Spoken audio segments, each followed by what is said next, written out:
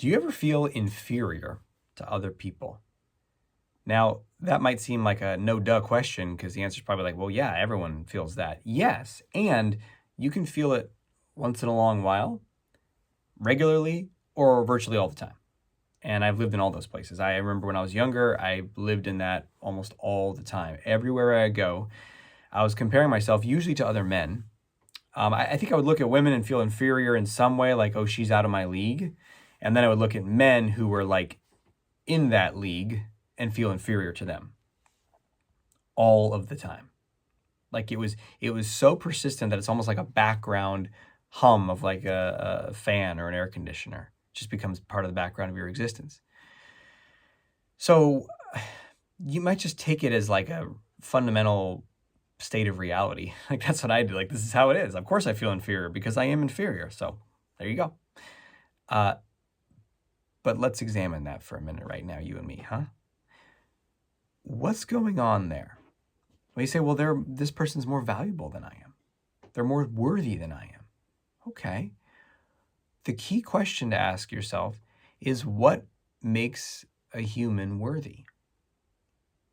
Right? So if I was looking at a man over there and oh, he's better than me, what makes him more worthy or more valuable than me? Well, I would say, well, he's taller, he's more muscular, he's more charming, he's white. Because when I grew up and I thought, oh man, if I was white, then somehow that'd be better.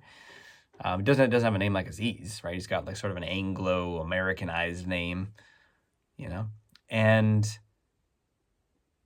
when I was younger, I don't think I focused as much on wealth. But, then as I got older, well, if someone makes a lot of money, that makes them valuable. Okay. Well, just really ask yourself that question. What are the things that you are placing the value on? Now, the cultural field that you grew up in, the conditioning that you grew up in determines what those things are for the most part, right? And the most common ones for men are, are you athletic, good at sports? Have you have sexual conquest? Are you desired by women? And do you make money or have power in your company? For women, a lot of it's like, what do you fit into the beauty standard? How desired are you? How popular are you? How sort of connected are you? And of course, career could be thrown in there as well. And there's other things beyond that, but those are the big ones, right? So just notice, is that what you're placing value in? And the question is the value of a man determined by how many women he slept with? Is the value of a woman, how her waist to hip ratio? And there can be this conditioning inside. It's like, yes, that is how it is. And it just feels like it because you got pummeled with it since a young age, and especially in this era, the last 50 years of insane media, exponential growth of our exposure to just visual media that reinforces that. But I'm not asking you about what your conditioning is. I'm asking you right now, as a conscious being, as a powerful creator, as the designer of your destiny, the captain of your ship, your higher self, is the value of a person how many people they slept with, what they look like? And if the answer is no, well then what is it? And you get to decide. What is your value drawn from? What can it be? What is it? How are you with me when I look at me with my kids? How am I with my kids? Was I engaged? Was I present? Was I patient or playful? If I was, I'm like, yeah, that feels good. And you can draw a sense of value from that. If you don't have kids, like, how do you show up? How did you show up? Like, what do you value? What's important to you? Is it courage? Is it humor? Is it honesty? Is it boldness? Is it playfulness? You get to decide the games that you play. You don't have to play the get big muscles game to try to be worthy, or to get thin game to be worthy. You can play I really enjoy being kind of quirky and making weird, funny art. And you value that, and then therefore you can derive value from that. Now, ultimately, that's not your only source of value.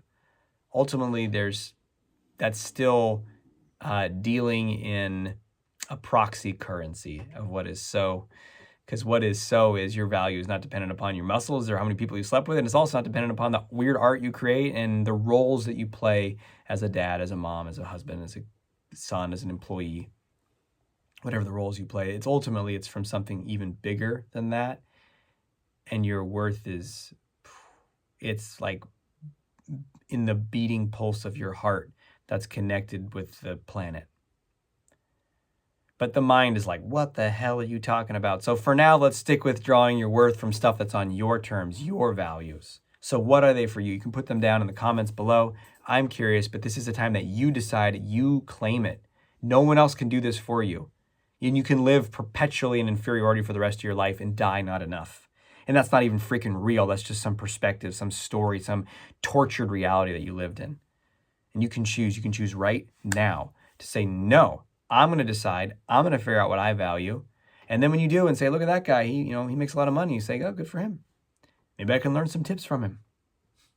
Right? But it doesn't have that same heaviness to it.